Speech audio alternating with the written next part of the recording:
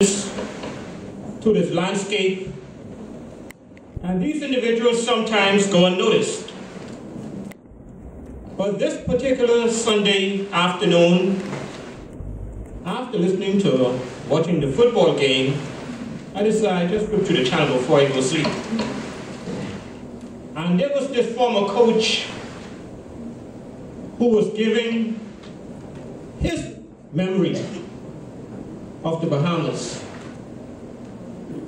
But it wasn't just the coach that was speaking, it was the words that he was saying.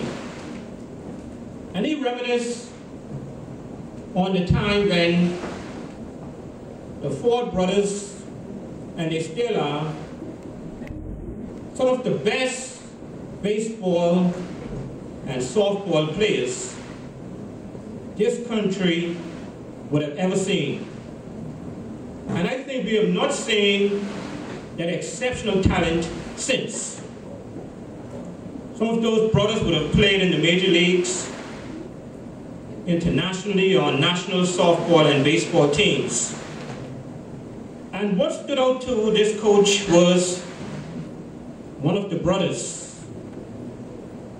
And I did not mix up the names of the brothers, but I'll just say it was one of the brothers who was, at the time, the best young baseball player in the Commonwealth of the Bahamas.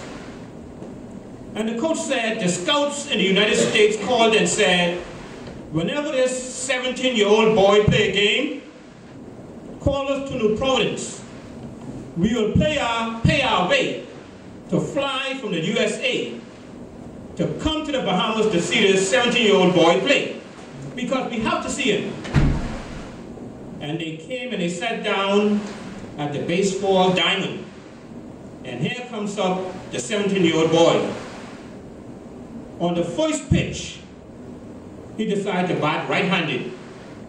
The very first pitch went out the park.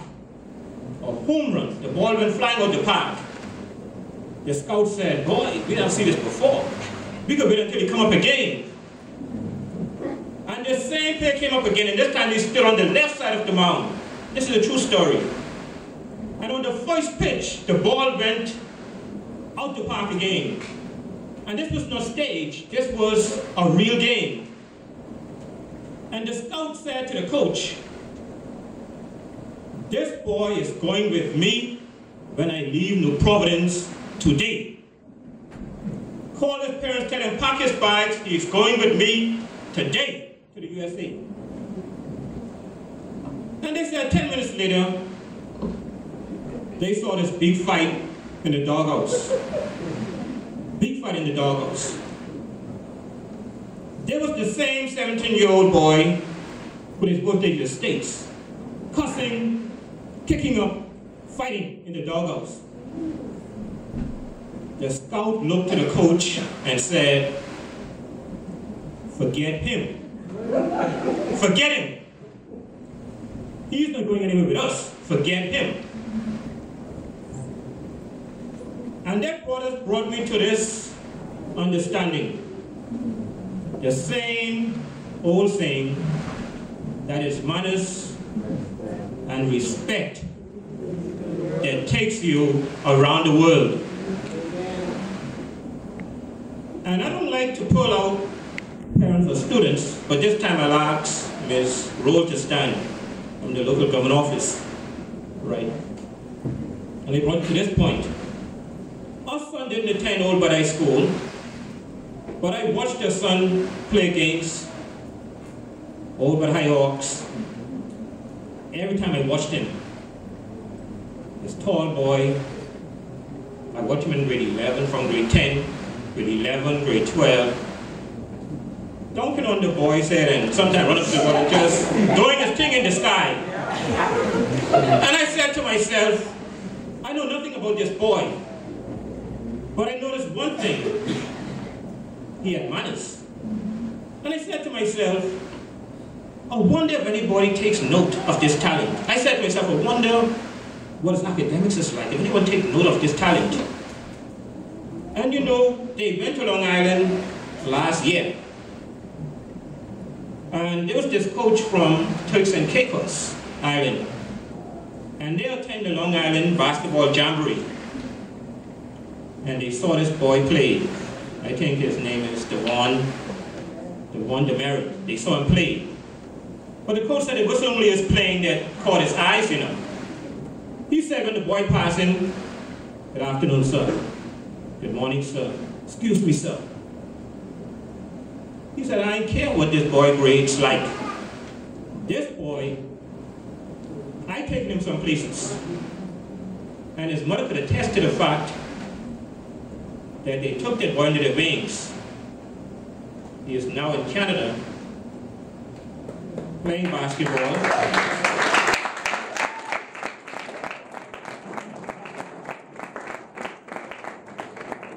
When making it to the NBA as a Cat Islander, not because who his parents was, because how much money he had in the bank, because his daddy was an MP or his mother knew the MP could make a call, or someone know the Prime Minister. He made it that place because he understood that his manners and respect that take people around the world. So on behalf of the district superintendent who asked me to convey greetings on his behalf, the parents, the PTAs, I thank you for your support of the second annual Awards Day ceremony. To you, the honorees, this is a beginning for you. The beginning of a bright future that will take you places. And to the other students, next year, probably around the same time, in a different place, we hope we'll have twice as many of these students mount the podium as honorees in this, which will be the third annual Keep Your Eyes on the Prize ceremony. I wish you well and thank you all for your support.